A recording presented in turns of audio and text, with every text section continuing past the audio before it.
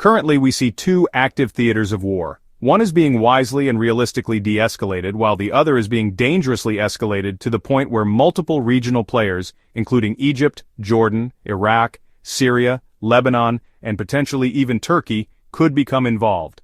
This escalation threatens the very existence of Israel, regardless of whether it is a Jewish, democratic, authoritarian, or any other form of state. If this conflict reaches a full-scale regional war, the United States will have no choice but to become heavily involved. If the conflict expands further, the Pentagon understands the catastrophic implications of full-scale war in the Middle East, particularly involving Iran. Any military entanglement could lead to the use of nuclear weapons, a scenario the United States cannot afford. If the United States commits all its forces from the Pacific and Europe into the Middle East, it would likely face a significant strategic defeat. Despite massive military spending, $350 billion, with much of it funneled back to U.S. defense contractors, the overarching strategic approach remains flawed.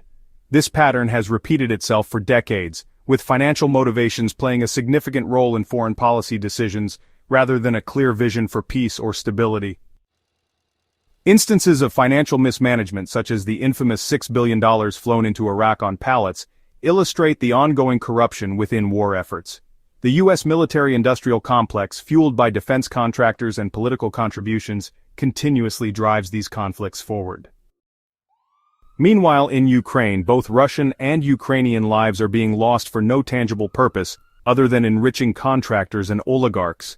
Ukrainian leadership, particularly Zelensky, finds itself trapped in a game of geopolitical manipulation, where the West has used Ukraine as a tool to weaken Russia, regardless of the human cost. Israeli Prime Minister Netanyahu appears intent on deepening the conflict. Rather than moving toward a peaceful resolution, he is escalating violence in the West Bank and Syria, exacerbating tensions and provoking potential military responses from neighboring states. This approach risks drawing Israel into a broader regional war that it may not be able to control. The Israeli Defense Forces, demoralized after facing resistance from Hamas in Gaza, are now shifting their focus to the West Bank, creating more regional instability. At the same time, regional actors like Egypt and Jordan are watching closely, potentially ready to intervene. Rather than continuing down a path of perpetual war, an alternative approach could be the establishment of an Israeli-Palestinian confederation. This proposal envisions a unified government over both territories, where an elected parliament, comprising 50% Palestinian Arabs and 50% Jewish Israelis, would govern collectively. This approach could bring a long-term solution to the conflict by prioritizing peace-driven policies over endless military engagements. Every 2 years, simulations have been conducted to test this concept, with broad participation from former Knesset members, Israeli officials, and Palestinian leaders.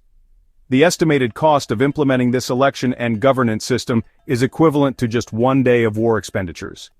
If a peaceful and democratic solution is truly desired, this approach should be explored seriously. Historically, Arab states and regional organizations such as the Arab League and the Gulf Cooperation Council have struggled to achieve unity and effective governance. However, the ongoing conflicts in Ukraine and the Middle East highlight the strategic failures of current U.S. foreign policy.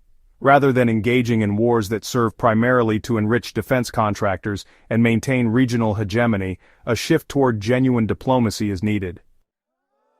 Donald Trump's foreign policy has been unpredictable, often shaped by transactional deals rather than long-term strategy. While he has worked to de-escalate certain conflicts, his unwavering support for Israel's actions in the Levant suggests the influence of powerful financial backers, both Jewish and non-Jewish billionaires, who shape his foreign policy decisions. Figures like Lindsey Graham have demonstrated political opportunism, aligning their stance with Trump's shifting policies to maintain their own political relevance. The broader Republican Party also finds itself navigating these turbulent waters, with many politicians adjusting their positions based on Trump's influence. Post-Cold War U.S. strategy has been erratic, driven by neoconservative and liberal internationalist policies that have often resulted in disaster. The shift from a strategic hegemony to a more reactionary short-term focus has weakened America's global standing. While some may hope that Trump will bring a more pragmatic approach, his unpredictability and personal motivations cast doubt on his ability to establish a coherent foreign policy.